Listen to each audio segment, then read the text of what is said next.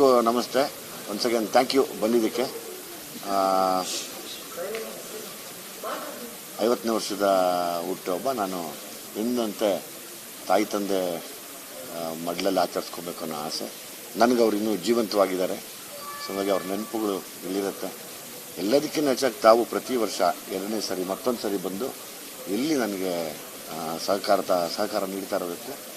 ಮತ್ತು ನಾಳೆ ಎಲ್ಲ ಅಭಿಮಾನಿಗಳ ಜೊತೆ ನಾನು ಒಂದು ಊಟ ಮಾಡಬೇಕು ಅನ್ನೋ ಆಸೆ. ಯಾಕೆಂದರೆ ಅವ್ರು ನಮ್ಮನ್ನು ಸಾಕಿ ಸಲಗಿದ್ದಾರೆ, ಅವ್ರು ಬೆಳೆಸಿದ್ದಾರೆ, ಅವ್ರು ಕೊಟ್ಟಿರೋದು, ಅವ್ರ ಜೊತೆ ಒಂದು ತುತ್ತು ತಿನ್ನಬೇಕು ಅನ್ನೋ ಆಸೆ. ಆ ಒಂದು ಆಸೆ ಮೇಲೆ ನಮ್ಮ ತಾಯಿಗೆ ಯಾವಾಗಲೂ ಅದೇ ಆಸೆ ಇರೋದು, ಎಲ್ರಿಗೂ ಊಟ ಮಾಡಿಸೋ. ನಮ್ಮ ತಂದೆನೂ ಅದೇ ಹೇಳೋರು. ಅದನ್ನು ನಾಳೆ ಕೂಡ ನೆರವೇರ್ತಾ ಇದೆ. ತಮ್ಮ ಸಹಕಾರ ಹೀಗೆ ಇರಲಿ ನನಗೆ ಯಾವಾಗಲೂ. ಅದನ್ನು ಹೊರತುಪಡಿಸಿ ವಿಶೇಷವಾದ್ದು ಅಂದರೆ ಅಯೋಧ್ಯ ಮಂದಿರ ನಿರ್ಮಾಣದ ಬಗ್ಗೆ ನಮ್ಮ ಹೆಮ್ಮೆ ಪಡೋ ವಿಷಯ ಅಂದರೆ ನಮ್ಮ ಕರ್ನಾಟಕದವರೇ ಆದ ಅರ್ಜುನ್ ಯೋಗಿ ಅಂತ ಹೇಳಿ, ಅರುಣ್ ಯೋಗಿ ಅಂತ ಹೇಳಿ ನಮಗೆ ಅವರೇ ಕೆತ್ತನೆ ಮಾಡಿದಂಥ ನಮಗೆ ಕಲ್ಲು ತಂದಿರೋದು ಕೂಡ ನಮ್ಮದೇ ಕರ್ನಾಟಕದ ತಗೊಂಡು ಹೋಗ್ತಾ ಇರೋದು. ಅದೊಂದು ದೊಡ್ಡ ಹೆಮ್ಮೆ ಇದೆ. ನಾನೊಬ್ಬ ಹಿಂದೂ ಆಗಿ ರಾಮನ್ನ ಯಾವಾಗಲೂ ಚಿಕ್ಕ ವಯಸ್ಸಿಂದನೂ ನಾವು ಅದನ್ನು ನೆನೆಸ್ಕೊಂಡಿದ್ದೀವಿ, ಜಪ ಮಾಡ್ತೀವಿ. ರಾಮ ಯಾರು ಗೊತ್ತಿಲ್ಲ, ಎಲ್ಲ ಮರಗಳಲ್ಲೂ ರಾಮ ಇದ್ದೇ ಇರ್ತಾರೆ, ಅದನ್ನೇ ಹೇಳ್ಕೊಡೋರು. ನಮ್ಮ ತಾಯಿ ತಂದೆ ಕೂಡ ಅದೇ ಹೇಳ್ಕೊಟ್ಟಿದ್ರು. ದೊಡ್ಡ ರಾಮ ಅಲ್ಲಿದ್ದಾರೆ, ನನಗೆ ರಾಮ ಸೀತೆ ಇಲ್ಲಿದ್ದಾರೆ. ಸೊ ಹಾಗಾಗಿ ಇವತ್ತು ನೀವು ಬಂದಿರೋದು ತುಂಬ ಖುಷಿಯಾಗಿದೆ. ಆ್ಯಸ್ ಇಟ್ ಈಸ್ ನಾವೆಲ್ಲ ಸೇರಿ ಒಟ್ಟಿಗೆ ಇನ್ನೊಂದಷ್ಟು ಇದನ್ನು ಪ್ರೆಸ್ ಮೀಟ್ ಅನ್ನೋಕ್ಕಿಂತ ಹೆಚ್ಚಾಗಿ ಒಂದು ಸ್ನೇಹ ಕೂಟ ಅಂತ ಹೇಳಿ ನಾನು ಕರೆಯೋಕ್ಕೆ ಇಷ್ಟಪಡ್ತೀನಿ. ನಮ್ಮ ತಾಯಿ ಹೋಗೋ ಮೂಮೆಂಟಲ್ಲಿ ನಾನು, ಕೀರ್ತಿ, ನಮ್ಮ ಅಕ್ಕದಿರು ಎಲ್ಲ ಒಟ್ಟಿಗೆ ಇದ್ದವರು. ನಮ್ಮ ತಾಯಿ 23 ದಿವಸ ಅವರೇನು ಸಾವು ಬದುಕಿನ ಮಧ್ಯೆ ಹೋರಾಡ್ತಿದ್ರು, ಅವಾಗ ಅದನ್ನು ತೋಡಿ ತುಂಬ ನಾವು 4 ಜನ ಮಕ್ಕಳು ಕೀರ್ತಿ ಸಮೇತ ತುಂಬ ಸಫರ್ ಮಾಡಿದ್ವಿ. ನಾವು ಅವ್ರನ್ನ ಬಿಟ್ಟಿರೋಕ್ಕೆ ಆಗಲ್ಲ. ಅಟ್ಲೀಸ್ಟ್ ಆ ವರ್ಷದಲ್ಲಿ ಬರ್ತಾ ಇರ್ತೀವಿ. ಬಟ್ ನಾನು ಹುಟ್ಟಿದಬ್ಬ ಅಂದಾಗ ನಾವೆಲ್ಲ ಸೇರಿ ಇವತ್ತೆಲ್ಲ ಅಲಂಕಾರ ಮಾಡಿದ್ದೆ. ನಮ್ಮ ಅಕ್ಕ, ನನ್ನ ತಂಗಿ, ಇನ್ನೊಬ್ಬ ಅಕ್ಕ ಕೀರ್ತಿ ಎಲ್ಲ ಸೇರಿ ಇನ್ನು ಅಲಂಕಾರ, ಅವರು ಶ್ರದ್ಧೆಯಿಂದ ಅಲಂಕಾರ ಮಾಡ್ತಿದ್ರೆ ನಮ್ಮನ್ನು ಬಿಟ್ಟೋಗ್ತಾ ಇಲ್ಲ. ಅದು ಇಲ್ಲಿಗೆ ಹೇಳ್ಕೊಂಬರುತ್ತೆ. ಸೊ ಅಮ್ಮನಿಗೆ ಯಾವಾಗಲೂ ಒಂದು ಆಸೆ ಇತ್ತು, ಯಾವಾಗಲೂ ಹೇಳೋರು ಅವರು, ದೇವ್ರು ನಿಂಗೆ ಒಳ್ಳೇದು ಮಾಡ್ತಾನೆ, ಸುಮ್ಮನೆ ಇರೋ, ಏನಾಗಲ್ಲ, ಗಾಬರಿ ಬೀಳ್ಬೇಡ ಅಂತ. ಅದು ಹಂಗೆ ಆಗ್ತಾ ಇದೆ ನೀವು ಹೇಳ್ದಂಗೆ. ಹೌದು, ನನ್ನ ಹೆಸರು ಇರೋದೇ ವಿಜಯ್ ಕುಮಾರ್ ಅಂತ. ಸೊ ಹಂಗಾಗಿ ಅಮ್ಮ ಸಾಯೋ ಟೈಮಲ್ಲೂ ಕೂಡ ಹೇಳೋರು, ಸಾಕಪ್ಪ ಎಲ್ರಿಗೂ ಕೇಳ್ಕೊ, ವಿಜಯ್ ಅಂತ ಹಾಕ್ಬೇಡ ಅನ್ನೋ, ಹಾಕಿದ್ರೆ ವಿಜಯ್ ಅಂತ ಹಾಕಕ್ಕೆ ಕೇಳಿಲ್ಲ, ವಿಜಯ್ ಕುಮಾರ್ ಅಂತ ಫುಲ್ ಹೆಸರು ಇಟ್ಕೊಪ್ಪ, ಯಾಕೋ ಇಲ್ಲಿವರೆಗೂ ತುಂಬ ಕಷ್ಟ ಅನುಭವಿಸ್ಬಿಟ್ಟೆ ಕಣೋ, ಇನ್ಮೇಲಾದರೂ ಚೆನ್ನಾಗಿರುವಂತೆ ಅಂದರು. ಆ ಹೆಸರನ್ನ ನಾನು ವಿಜಯ್ ಕುಮಾರ್ ಅಂತ ಅನೌನ್ಸ್ ಮಾಡಿದೆ. ತಾವೇ ಅದು ನನಗೆ ಅದೆಲ್ಲ ಹೆಲ್ಪು ಮಾಡಿದರೆ ಕೂಡ. ಅವ್ರು ಹೇಳಿ ಅದನ್ನು ತೀರೋದ್ರು. ಬಟ್ ನನಗೆ ಆ ಗೆಲುವು ಸಿಗ್ತಾನೇ ಇದೆ. ಹೌದಾಗಿದೆ, ವಿಜಿ ಅದು ವರ್ಕ್ ಆಗಲಿಲ್ಲ ನನಗೆ ಅದು. ಸೊ ಹಂಗಾಗಿ ದಯಮಾಡಿ ಎಲ್ಲರೂ ವಿಜಯ್ ಅಥವಾ ವಿಜಯ್ ಕುಮಾರ್ ನಿಮ್ಗೆ ಹೆಂಗೆ ಅನ್ಕೋ, ವಿಜಯ್ ಅವ್ರು ಬಿಟ್ಬಿಟ್ಟು ಏನು ಬೇಕಾದ್ರೂ ಯೂಸ್ ಮಾಡಿ. ಅಮ್ಮ, ಇದು ನಮ್ಮೆಲ್ಲರ ಆಸೆ. ನಾನು ನಮ್ಮ ಅಕ್ಕದಿರು ಕೀರ್ತಿ ನಾವೆಲ್ಲ ಅಂದ್ಕೊಂಡಿದ್ದು ಅಂದರೆ ನಾವೆಲ್ಲ ಅವ್ರ ಜೊತೆಯಲ್ಲಿದ್ದು ನಾವು ನಿಜವಾಗ್ಲೂ ದೇವ್ರನ್ನ ನೋಡಿದ್ದು ನಾನು ನಮ್ಮ ತಾಯಿ ನಮ್ಮ ತಂದೆಯಲ್ಲಿ ಮಾತ್ರ. ಆ ಥರದ್ದು ಯಾವುದೂ ಇಲ್ಲ. ನಾನು ನಮ್ಮ ಅಕ್ಕನಿಗೆ ಯಾವಾಗಲಾದರೂ ಫೋನ್ ಮಾಡಿ ಅಮ್ಮ ಬೇಕು ಅಂತ ಹೇಳ್ತೀನಿ, ಅವಳು ಸಮಾಧಾನ ಮಾಡ್ತಾಳೆ. ನನಗೆ ಇನ್ನೊಬ್ಳು ಅಕ್ಕ ಇವಾಗಲೂ ಮಗು ಥರನೇ ಕೇಳ್ತೀನಿ, ಅಮ್ಮ ಬೇಕು ನನಗೆ ಹೇಳ್ತೀನಿ, ಅವಳು ಒಂದ್ಸರಿ ಸಮಾಧಾನ ಮಾಡ್ತಾಳೆ. ಅಥವಾ ಕೀರ್ತಿ ನೋಡ್ತಾಳೆ, ಯಾಕೆ ಇಲ್ಲ ಅಮ್ಮ ತುಂಬ ಜ್ಞಾಪಕಕ್ಕೆ ಬರ್ತಾಳೆ, ಆಯ್ತು ಸುಂದರ. ತುಂಬ ದುಃಖ ಆದಾಗ ನಮ್ಮ ಅಕ್ಕಂಗೆ ನನ್ನ ಅಮ್ಮನ ನೆನಪಾದಾಗ ನನಗೆ ಮಾಡ್ತಾರೆ. ನನಗೆ ಬೇಕು ಅಂದಾಗ ಫೋನ್ ಮಾಡಿ ಕೇಳ್ತೀನಿ, ಅಮ್ಮ ತುಂಬ ಜ್ಞಾಪಕಕ್ಕೆ ಬರ್ತಾ ಇದೆ ಅಕ್ಕ, ಆಗ್ತಾ ಇಲ್ಲ, ಯಾಕೋ ಗೊತ್ತಿಲ್ಲ. ಅಮ್ಮಂದ ಅಮ್ಮ ಮಾಡ್ತಿದ್ದ ಎಲ್ಲ ಅಡುಗೆನೂ ತುಂಬ ಚೆನ್ನಾಗಿರೋದು ನನಗೆ. ಅವರೇ ಅಲ್ವಾ ಈ 50 ವರ್ಷನೂ ಚೆನ್ನಾಗಿರೋದು ನೋಡಿ. ನಮ್ಮ ಅಪ್ಪ ಅಮ್ಮ ಕಷ್ಟದಲ್ಲಿ ದುಡ್ಡು ತಂದು ಹಾಕಿರೋದೇ ಇವತ್ತು ನಮ್ಗೆ ಹಂಗೆ ಶಕ್ತಿಯುತವಾಗಿ ಇಟ್ಕೊಂಡಿರೋದು. ನಾನು ಅಭಿಮಾನಿಗಳಿಗೆ ಒಂದೇ ಹೇಳೋಕ್ಕೆ ಯಾವಾಗಲೂ ಕೇಳ್ಕೊತೀನಿ, ದಯವಿಟ್ಟು ಕೊನೆಗಾಲದಲ್ಲಿ ತಾಯಿ ತಂದೆ ಮಕ್ಕಳಾಗ್ತಾರೆ, ಅವ್ರನ್ನ ಮಾತ್ರ ಚೆನ್ನಾಗಿ ನೋಡ್ಕೊಳ್ಳಿ. ಯಾವ ದೋಷನೂ ಬರೋಲ್ಲ ನಿಮಗೆ. ಗ್ರಹಚಾರದಲ್ಲಿ ಯಾವ ದೋಷ ಇದ್ರೂ ಬರೋಲ್ಲ. ತಾಯಿ ತಂದೆ ಚೆನ್ನಾಗಿ ನೋಡ್ಕೊಂಡ್ಬಿಟ್ರೆ ಸಾಕು. ಎಲ್ಲ ಅಭಿಮಾನಿಗಳಿಗೆ ಅದೇ ಹೇಳೋದು. ನೀವೆಲ್ಲೋ ಹೋಗಿ ಶಾಸ್ತ್ರ ಕೇಳಿದ ನನಗೆ ಆ ದೋಷ ಈ ದೋಷ, ಅದ್ರದ್ದು ಗ್ರಾಚಾರ ಇದ್ರದ್ದು ಗ್ರಾಚಾರ, ಶಾಂತಿ ಮಾಡಿಸ್ಬೇಕು, ಏನು ಬೇಡ. ತಾಯಿ ತಂದೆ ಚೆನ್ನಾಗಿ ನೋಡಿಕೊಂಡು ನೋವು ಮಾಡಿದಿರ ಸಂತೋಷವಾಗಿ ಅವ್ರನ್ನ ಕಳಿಸ್ಕೊಟ್ರೆ ಯಾವ ದೋಷವೂ ಇರಲ್ಲ. ಅದು ತಾವೇ ನೋಡಿ ಹೇಳಬೇಕು. ಯಾಕಂದರೆ ನಾನು ಇವಾಗಲೂ ಅದೇನೆ, ನಮ್ಮದೆಲ್ಲ ಪ್ರಯತ್ನಗಳು, ಅದರ ರಿಸಲ್ಟ್ಗೆ ಯಾವಾಗಲೂ ಕಾಯ್ತಾ ಇರ್ತೀವಿ. ತಾವು ನೋಡಿ ನನಗೆ ಹೇಳಬೇಕು.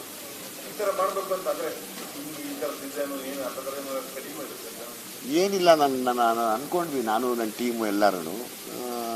ನನಗೆ ಅನಿಸ್ತು ಒಂದು ದೇವಸ್ಥಾನ ಥರ ಮಾಡಬೇಕು ಅದನ್ನು. ಅವತ್ತು ಬಂದರೆ ಒಂದು ದೇವಸ್ಥಾನದ ಫೀಲ್ ಆಗಬೇಕು. ಯಾಕಂದರೆ ಇವತ್ತು ನನಗೆ ಜನ್ಮ ಕೊಟ್ಟ ದಿನ ಅದು ಅವರು ವಿಶೇಷವಾಗಿ ಕಾಣಬೇಕು ಅನ್ನೋ ಆಸೆ ನನಗೆ. ಇಡೀ ಪ್ರಪಂಚದ ಕಣ್ಣಿಗೆ ವಿಶೇಷವಾಗಿ ಕಂಡ್ರೆ ಸಾಕು. ಯಾಕಂದರೆ ಇವತ್ತು ಇಡೀ ಪ್ರಪಂಚ ನೋಡುತ್ತೆ ಇದನ್ನು. ಅವರು ಪ್ರಪಂಚದ ಕಣ್ಣಿಗೆ ಅವರು ದೇವರುಗಳನ್ನು ಕಾಣಿಸ್ಬೇಕು ಅನ್ನೋ ಆಸೆ ನನಗೆ. ಹೌದು, ಅದನ್ನು ಬಿಟ್ಟು ಹೋಗೋದೇ ಇಲ್ಲ.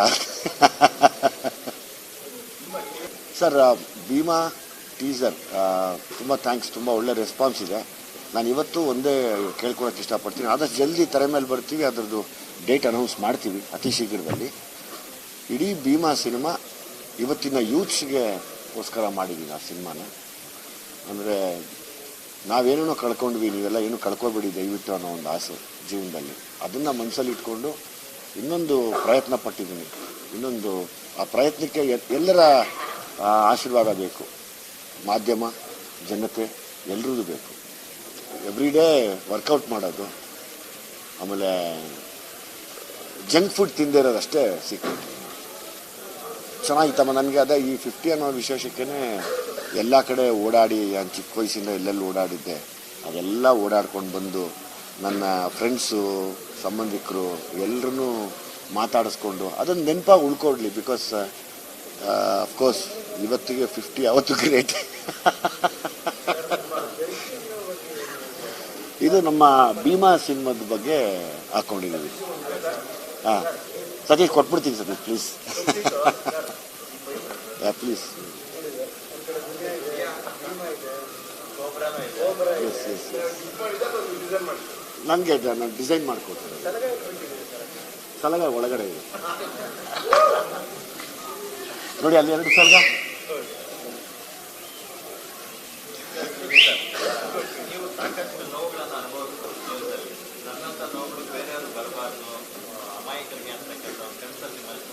ಹೌದು, ಡೆಫಿನೆಟ್ ಆಗಿ. Thank you very much.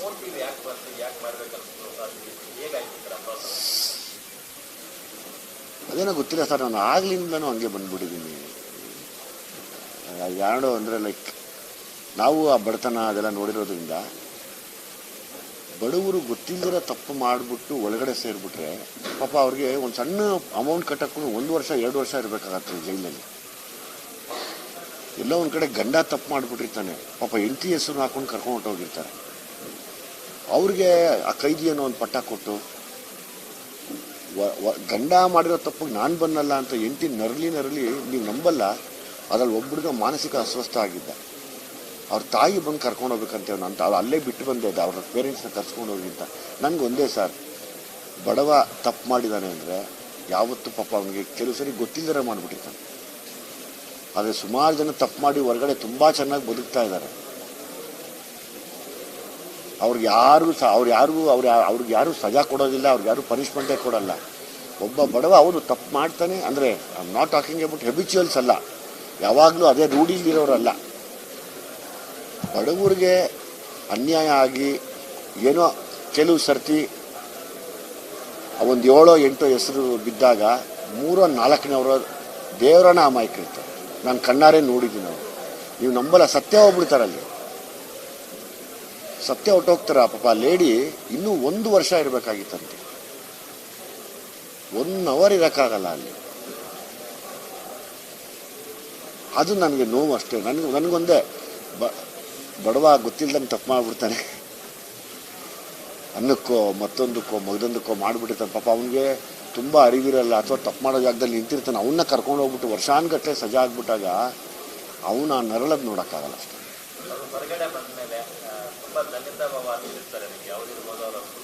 ಹೌದೌದು ಸರ್, ಅದಕ್ಕೆ ನಾವು ಆ ಪ್ರೀತಿಗೆ ಬೆಲೆ ಕಟ್ಟೋಕ್ಕೆ ಆಗಲ್ಲ, ಯಾವುದೇ ಕಾರಣಕ್ಕೂ ಬೆಲೆ ಕಟ್ಟೋಕ್ಕಾಗಲ್ಲ. ಅವರು ಒಂದು ಬ್ಲೆಸ್ ಮಾಡೋದೇನೆ ನಮ್ಮ ತಾಯಿಗೆ ತುಂಬ ಇಷ್ಟ ಆಯ್ತು. ಒಂದು ಸರ್ತಿ ಹೀಗೆ ಮೈಸೂರಿನಲ್ಲಿ ಬಿಡಿಸಿದಾಗ ಒಬ್ಬರು ವಯಸ್ಸಾಗಿರೋರನ್ನ ಬಿಡಿಸಿದ್ದೆ. ಅವ್ರಿಗೆ ಕ್ಯಾನ್ಸರ್ ಇತ್ತು, ಅರೌಂಡ್ 68 ಇಯರ್ಸ್ ಏನೋ ಅವ್ರಿಗೆ. ಸರಿ, ಅವ್ರನ್ನ ಬಿಡಿಸಿದಾಗ ನಮ್ಮ ತಾಯಿನ ಕರ್ಕೊಂಡು ಹೋಗಿ ನಿಲ್ಲಿಸ್ಕೊಂಡೆ ಅಲ್ಲಿ. ಅವರೆಲ್ಲ ನಮ್ಮ ತಾಯಿ ಕೈ ಎತ್ತಿ ಮುಗಿದ್ರಮ್ಮ ನಿಮ್ಗೆ ಒಳ್ಳೇದಾಗಲಿ ಅಂತ. ನಾವಮ್ಮ ಅಂದ್ರೆ ನನಗೆ ಬೇಡಮ್ಮ ಇವ್ನಿಗೆ ಒಳ್ಳೇದಾದರೆ ಸಾಕು ಅಂತ. ಒಂದು ಸಣ್ಣದು ಒಂದು ಜಡ್ಜ್ಮೆಂಟ್ ಇರುತ್ತೆ ಯಾವಾಗಲೂ. ಯಾಕಂದರೆ ನೋಡಿ, ಸುಮಾರು ಜನ ಕ್ರೈಮ್ ಮಾಡಿ ಆರಾಮಾಗಿ ಬದುಕ್ತಾ ಇದ್ದಾರೆ, ನೆಮ್ಮದಿಯಾಗಿ ಬದುಕ್ತಾ ಇದ್ದಾರೆ. ಅವ್ರು ಯಾರಿಗೂ ಪನಿಷ್ಮೆಂಟೇ ಇಲ್ಲ, ಅವ್ರು ಯಾರಿಗೂ ಇದೇ ಇರಲ್ಲ. ಬಟ್ ಕೆಲವ್ರಿಗೆ ಹಿಂಗೆ ಸಿಕ್ಕಾಕೊಂಡ್ಬಿಡ್ತಾರಲ್ಲ, ಅವ್ರು ನೋಡಿದಾಗ ತುಂಬ ನೋವಾಗುತ್ತೆ ಮನಸ್ಸು. ಎಲ್ಲ ಚಿಕ್ಕ ವಯಸ್ಸಿಗೆ ನೆನಪು ಬರುತ್ತೆ, ಇಲ್ಲಿ ಆಡ್ತಾ ಇದ್ದಿದ್ದು, ಓಡಾಡ್ತಾ ಇದ್ದಿದ್ದು. ಅದು ಹೇಳೋಕ್ಕೆ ಒಂಥರ ಇದು ವೆರಿ ಇಂಟ್ರೆಸ್ಟಿಂಗ್, ಅದು ತುಂಬ ಆಸೆ.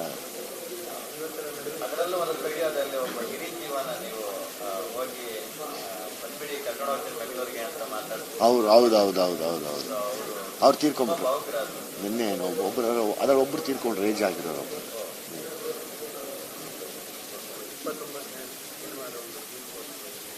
ಜಡೇಶ್ ಅವ್ರದ್ದು ನಮ್ಮ ಜಗದೀಶ್ ಈಗ ತಿರ್ಗಾ ಪ್ರೊಡ್ಯೂಸ್ ಮಾಡ್ತಾ ಇದ್ದಾರೆ. So Jadesh direction. ಭೀಮಾ ಮುಗಿದ ಕೂಡಲೇ ಅದನ್ನು ಸ್ಟಾರ್ಟ್ ಮಾಡಿ. ಒಂದು ಸ್ವಲ್ಪ ಈ ಭೀಮಾದೆಲ್ಲ ಕೆಲಸಗಳು ಮತ್ತು ಆಫ್ ದ ರೆಕಾರ್ಡ್ ಹೇಳ್ತೀನಿ ನಿಮ್ಗೆ ಏನು ನಡೀತದೆ. ಕತ್ಲು ಚಂದ್ರ ಏನು ಮಾಡೋದು ಒಂದೊಂದ್ಸತಿ.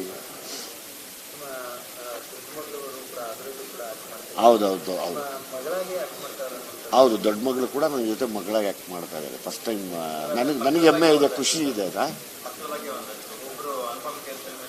ಎಸ್, ಹೌದು. ಅನುಪಮ ಕೇರಿ ಶೂಟಲ್ಲಿ ಕಲಿತು ಬಂದು ಈಗ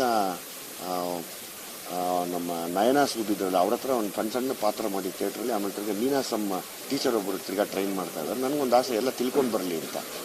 ಸೊ ಹಂಗಾಗಿ ನಾನೇ ತಂದೆ, ಮೋನಿಕಾನೇ ಮಗಳು ಮಾಡ್ತಾರೆ. ಅವಳದು ಸ್ಕ್ರೀನ್ ನೇಮ್ ಕೂಡ ಚೇಂಜ್ ಮಾಡ್ತಾ ಇದ್ದೀನಿ, ಅವತ್ತು ನಿಮ್ಮ ಹತ್ರ ಹೇಳ್ತೀನಿ.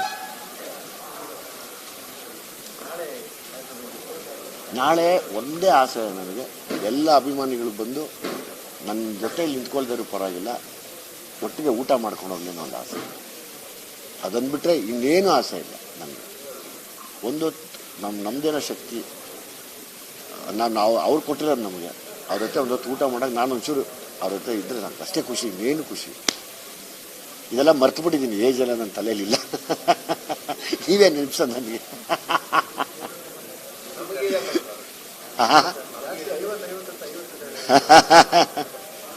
ಹೌದು, ಫೈರ್ ಇಂಜಿನ್ ಇದೆ, ಆ್ಯಂಬುಲೆನ್ಸ್ ಇದೆ. ಸೊ ಹಂಗಾಗಿ ಯಾರಿಗೇನು ಅನಾಹುತ ಆಗೋದು ಎಲ್ಲೂ ಬೇಡ, ಯಾವ ಅಭಿಮಾನಿಗೂ ಎಲ್ಲೂ ಏನೂ ಆಗೋದು ಬೇಡ. ಯಾಕಂದರೆ ನಾವು ನಮಗೆ ಅದು ಹೆಂಗೆ ಹೇಳ್ತಾರೆ, ನಿಜವಾದ ಶಕ್ತಿಗಳೇ ಅವರು, ನಿಜವಾದ ಶಕ್ತಿನೇ ಅವರು. ಅಂದರೆ ನಾನು ಅದಕ್ಕೆ ತಾಯಿಗೆ ಅಭಿಮಾನಿಗೆ ಹೋಲಿಸ್ತೀನಿ, ಅವ್ವ ಅಭಿಮಾನಿ ಅಂತ. ನಿಜವಾದ ಶಕ್ತಿಗಳೇ ಅವರು, ಯಾವ ಅಭಿಮಾನಿಗಳಿಗೂ ಕೆಡಕಾಗದೇ ಇರಲಿ ಅಷ್ಟೇ. ನಾನು ವೆಯ್ಟ್ ಮಾಡ್ತಾಯಿದ್ದೀನಿ, ನಿಜವಾಗ್ಲೂ ವೆಯ್ಟ್ ಮಾಡ್ತಾಯಿದ್ದೀನಿ. ನನಗೆ ಅದೊಂದು ನನ್ನ ಲೈಫ್ ಅಚೀವ್ಮೆಂಟಲ್ಲಿ ಅದು ಕೂಡ ಒಂದು ದೊಡ್ಡ ಅಚೀವ್ಮೆಂಟ್ ಆಗುತ್ತೆ. ನಾನು ತುಂಬ ವೆಯ್ಟ್ ಮಾಡ್ತಾಯಿದ್ದೀನಿ, ಶಿವಣ್ಣನ ಜೊತೆ ಆ್ಯಕ್ಟ್ ಮಾಡಬೇಕು. ನಂಗೆ ಮನಸಾರೆ ತುಂಬ ಖುಷಿ ಇದೆ. ಅದು ನೋಡಬೇಕು, ಗೊತ್ತಿಲ್ಲ, ಅದನ್ನ ಕರೆಕ್ಟ್ ಮಾಹಿತಿ ನನಗೆ ಬಂದಿಲ್ಲ. ಸೊ ಹಂಗಾಗಿ ನಾನು ಸುಮ್ಮನೆ ಏನು ಮಾತಾಡೋದು ಬೇಡ ಸುಮ್ಮನೆ. ಆದಷ್ಟು ಜಲ್ದಿ ಅನೌನ್ಸ್ ಮಾಡ್ತೀವಿ ಡೇಟ್. ಅದು ಅತಿ ಶೀಘ್ರದಲ್ಲಿ ಅನೌನ್ಸ್ ಮಾಡ್ತೀವಿ. ಹೌದು, ಎಲ್ಲ ಕಂಪ್ಲೀಟ್ ಆಗಿದೆ. ಏನು ನಿಮ್ಮ ಆಶೀರ್ವಾದದಿಂದ ಹಂಗೆಲ್ಲ ಆಗಲಿ ಅನ್ನೋ ಆಸೆ. ಅಂದರೆ ಹಂಗಾಗಲಿ ಅನ್ನೋಕ್ಕಿಂತ ಹೆಚ್ಚಾಗಿ ವಿಷಯ ಹಂಗಿದೆ. ವಿಷಯ ಎಲ್ಲ ಮಕ್ಕಳಿಗೆ, ಅಂದರೆ ಎಲ್ಲ ಯೂತ್ಸ್ಗೂ ಮುಟ್ಟೋ ಥರ ಇರೋದ್ರಿಂದ ಎಲ್ಲ ಕಡೆ ಅದು ಗೊತ್ತಿಲ್ಲ ಸರ್, ಅದು ಆಗಬೇಕದು. ನಾವು ಅಂದ್ಕೊಂಡು ಮಾಡಬಾರ್ದು ಅದನ್ನು. ಇಲ್ಲ, ಕೃಷ್ಣ ಸಾರ್ಥಕ್ ಇದು ಪ್ರೊಡ್ಯೂಸರ್ ಅಲ್ಲ, ಜಗದೀಶ್ ಮಾತ್ರ. ಆದಷ್ಟು ಜಲ್ದಿ ನಾನು ಜಡೇಶ್ ಇಬ್ಬರು ಕಾಯ್ತಾ ಇದ್ದೀವಿ. ಜಗದೀಶ್ ಕರ್ಕೊಂಡಿದ್ದೀವಿ, ಜಲ್ದಿ ರಿಲೀಸ್ ಮಾಡಪ್ಪ, ನಾವು ಶೂಟಿಂಗ್ ಹೋಗ್ಬೇಕು ಅಂತ. 100% ಜಡೇಶು ಅಂದರೆ ಅದು ಹೆಂಗೆ ಹೇಳ್ತಾರೆ, ಮೋಸ್ಟ್ಲಿ ಜಡೇಶ್ಗೂ ನಿಂದೆ ಪರ್ಫೆಕ್ಟ್ ಜೋಡಿ ಆಗತ್ತೆ ಈ ಸತಿ.